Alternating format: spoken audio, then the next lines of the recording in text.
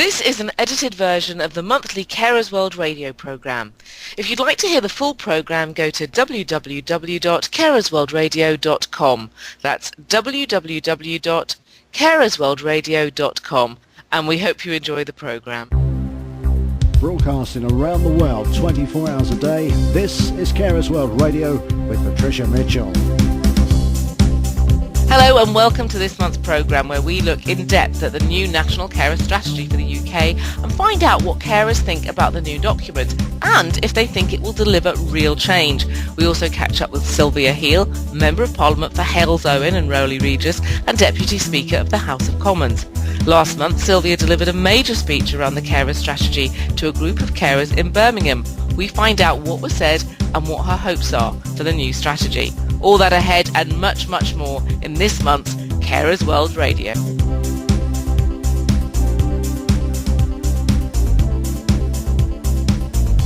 But first, a groundbreaking legal decision took place in the European Court in July, which could have implications for the thousands of carers who try to juggle work and care across the United Kingdom. Sharon Coleman's story began when her son Oliver was born with several disabilities. As Oliver had such serious disabilities, many childminders were too frightened to take him. Sharon's second hurdle came when her maternity leave ended. She still hadn't found adequate childcare, and with Oliver's first operation looming, she asked her employers if she could take 4 weeks unpaid parental leave, which would give her time to search further for childcare and be there for Oliver during his operation and recuperation. She was refused. When she finally returned to work, she found things had changed. She no longer had the same job. Sharon asked if she could come in a little later, say by about 5 minutes or so. She was told if she was late, she would be sacked. When Oliver had another operation, Sharon had to use annual leave so she could look after him. Yet, when another colleague's son had his tonsils out, that person was allowed to work from home for 3 weeks, something that was denied to Sharon. The final straw at work came when all employees were told the firm had to make one secretary redundant. Sharon felt the redundancy process was a farce. Sharon felt forced into taking redundancy and emailed a partner of the firm who promptly told her she could go by Friday. One of Sharon's friends felt she had a case for constructive dismissal, where someone is forced out of a job rather than sacked. She put her in contact with a solicitor who agreed she had a case for constructive dismissal. However, she also suggested they could go for an unproven legal point that Sharon had suffered discrimination on the grounds of disability by association. Sharon's case went to a tribunal who referred it to the European Court of Justice. And at the end of January, the Advocate General gave a favourable opinion of the case, and in July, the European Court ruled in her favour, with huge legal implications for the status of all carers. Luke Clements is a leading authority on community care law. He's a reader of law at Cardiff Law School at the University of Wales and a member of the Law Society's Mental Health and Disability Committee. Luke is also the legal advisor to Carers UK, and I'm pleased to say he joins us today to talk to us about this extremely important case. Luke, thanks for joining us today. This is really quite exceptional in terms of how it could potentially change things in the law, and also particularly for carers, especially those who work. How significant do you think this case is? I think it is very significant. We've been arguing that carers should have the same rights of protection against discrimination as other groups, disabled people particularly, for some time, but the government has been very resistant. We proposed to do this in the Carers Equal Opportunities Act, but the government resisted that and said no. Now it has happened effectively, and so I suppose it's 5 years before we thought it would happen, so it's excellent news. And it's obviously come through on the premise of this discrimination on the grounds of disability by association, which is interesting. How do you now think the law is going to change in order, if you like, to cater for this judgment? Well, I'm not sure in the short term it's going to have to change very much.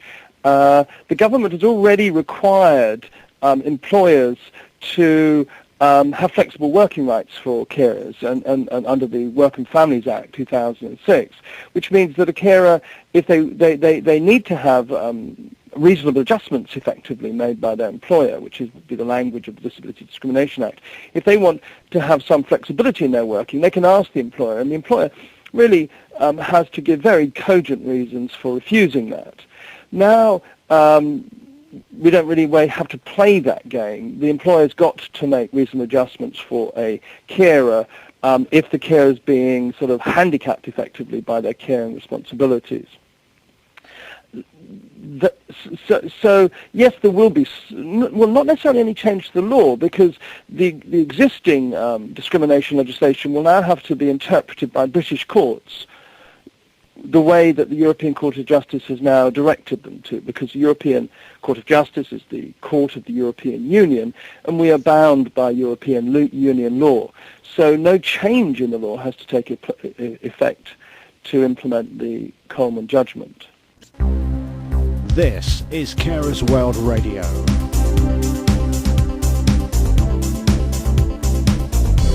The new National Carer Strategy sets out a 10-year vision for services and initiatives for carers. Now, over the last couple of months, Carers UK have held a number of events across the United Kingdom. The events held in London, Birmingham and Manchester saw carers meet to discuss the national strategy. Well, in a moment, we'll be speaking to Claire Woodford, manager of the Equal Partners Project for Carers UK. But first, let's hear what some carers had to say from that event. What do you think of the strategy so far? I think it addressed some issues, but I think it missed the most important ones. And I was very disappointed when I heard Ivan Lewis say on TV that he said, I think we need to now ask the carers what really are their priorities, because I thought that's what we were doing. So although there's been some positive steps, absolutely, we want to acknowledge them, I think there's still a huge area that we've missed, and that's finances. Finances always comes up, and you've got to budget your money where you spend it every week. And I believe governments have got to do this. Well, they haven't got a bottomless pot, have they?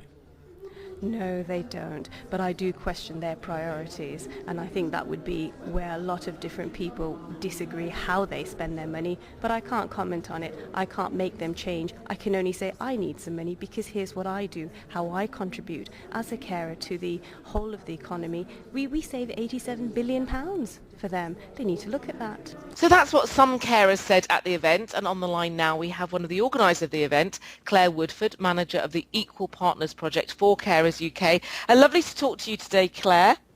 Thank you. Nice to be now, here. Yeah, it's what is really exciting about this is it's obviously to do with the new National Carer Strategy, but it's because it's so inclusive. It's getting everybody involved. What do you think really is happening with this new strategy in terms of how it's being received? Well, thanks, Abdish. It's really interesting, I think, to hear carers' views. Carers UK held 3 events for carers in July, and the one that Ron and recorded and you've got the Vox Pops from is actually from Birmingham. We held 2 others in London and Manchester, and also invited carers to write in who couldn't attend. And so we had feedback really from hundreds of carers across England, telling us what they thought, and really powerful messages, I think, about firstly about the tremendous amount of anger about the strategy and not addressing their benefits and carers allowance, but also some really constructive thoughts about how the strategy could be implemented in local services. So we were really pleased. And so, I mean, so there are things within the new strategy which is very obviously supportive of carers. Do you think this is a question of ironing out the creases, or do you think there are huge cracks in this strategy? I think a tremendous amount will depend on how it's implemented locally now. I think that the government's done a lot to raise the profile of carer services, but I think it's so important that local councils and the NHS really work together to put carers further up the agenda. They're just not high enough in too many areas at the moment.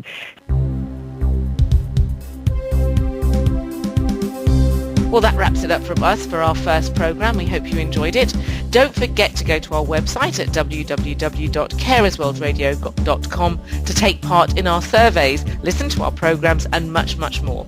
You can also email us at production@carersworldradio.com or fill in our contact form on our contacts page. But until next month, goodbye.